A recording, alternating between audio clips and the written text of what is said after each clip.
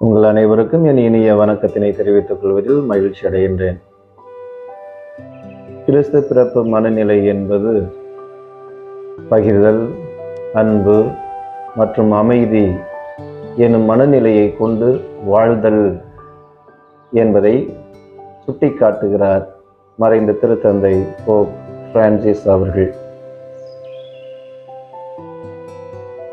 இவற்றின் அடிப்படையில் பார்க்கின்ற பொழுது அன்பு, அமைதி, பகிர்தல் எவற்றில் பார்க்கலாம் என்பதற்கு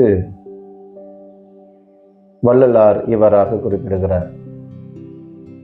ஒன்றும் அறியா இளம் பருவந்தனிலே உள்ளத்தில் அமர்ந்தருளியாம் மயங்கும் தோறும் அன்னை என பரிந்தருளி அப்போதைக்கு அப்போது அப்பன் என தெளிவித்து அறிவுறுத்தி நின்றாய்.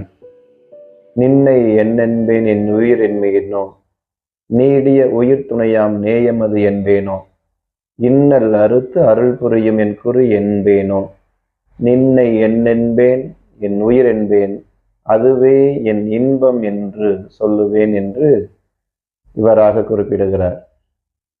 இதனுடைய அர்த்தத்தை நாம் பார்க்க வேண்டும் என்றால், நான் சிறு பிள்ளையாய் இருக்கின்ற பொழுது நீர் என்னை தந்தையை போல, தாயை போல என்னை அரவணைத்து கொண்டாய், என்னை தேற்றினாய், என்னை திடப்படுத்தினாய்.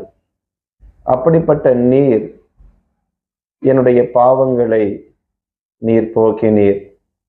நான் துன்ப வேளையில் இருந்த பொழுது என்னை அரவணைத்து கொண்டீர். நல் கணவனாக, நல் மனைவியாக, நல் உறவாக இருந்து என்னை அரவணைத்து கொண்டாய். அப்படிப்பட்ட உன்னை என்னவென்று சொல்வேன்? என் உயிர் என்று சொல்வேன், அதுதான் என் இன்பம் என்று சொல்லுவேன் என்று குறிப்பிடுகிறார். இத்தகைய இறைவனுடைய பிறப்பு பெருவிழாவைத்தான் நாம் கொண்டாட தயார் செய்து கொண்டிருக்கிறோம். துன்பம், துயரம், வேதனை, சோதனை, கஷ்டங்கள் வருகின்ற பொழுது அந்த இறைவன் நமக்கு நல் தாயாக, நல் தந்தையாக, நல் நண்பனாக, உறவாக இருந்த நம்மை தேற்றுகிறார், வழி நடத்துகிறார் என்பதனை நமக்கு சுட்டி காட்டுகிறது. ஆக இதன் அடிப்படையில் நாம் நம்மை சிந்தித்து பார்ப்போம், நாம் நம்மை அலசி பார்ப்போம். அனைவருக்கும் எல்லாமுமாக இருக்க நாம் நம்மை அர்ப்பணிக்கின்ற பொழுது, கொடுக்கின்ற பொழுது இறைவனுடைய ஆசிரையும் பெறுவோம் என்ற சிந்தனையில் வாழ்வோம், வளர்வோம். இன்றைய நாள் இனிதாக அமையட்டும். வாழ்த்துக்கள்.